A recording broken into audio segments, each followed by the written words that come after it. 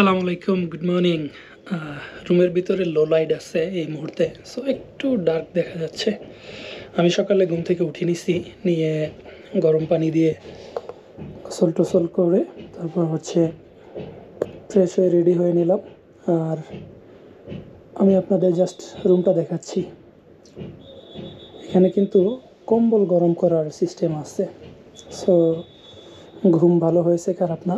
আর রুমের আশেপাশটা আমি একটু দেখাই কি কি আছে। ওয়াশরুমটা দেখাচ্ছি না আমি, হাই কমোড, বাথটাবও আছে, সো এটা খুব কমন বিষয়। তাছাড়া ড্রেসিং টেবিল, একটা ওয়ারড্রোব, আর যা কিছু দরকার এইগুলো মোটামুটি আছে।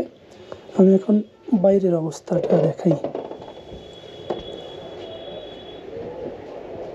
এইটা হচ্ছে আমার রুমের বসার জায়গা, রুমের পাশেই।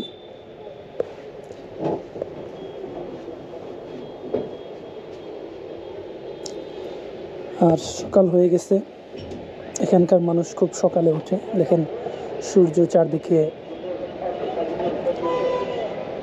আলো ছড়িয়ে দিয়েছে অলরেডি।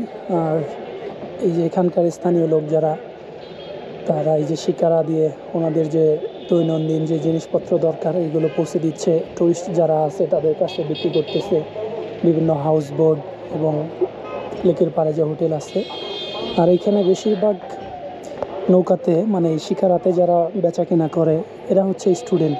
এদের পড়াশোনার পাশাপাশি এরা আসলে এই ছোটো কাজ করে কিছু আর্নিং করে। এমনই একজনের কাছ থেকে আমি এই যে কফি নিয়ে নিলাম। এইরকম একটা জায়গায়, মানে হাউস বোটের ব্যালকনিতে দাঁড়িয়ে, একদম ফ্রন্টে দাঁড়িয়ে সকালবেলা প্রচণ্ড শীতের মধ্যে কফি খাচ্ছি, বেশ এনজয়েবল।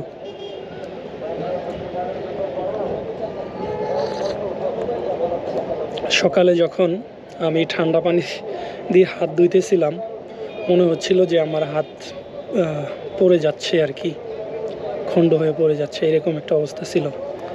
যাই হোক, তারপর হট ওয়াটার দিয়ে আমি গোসল করে নিয়েছি।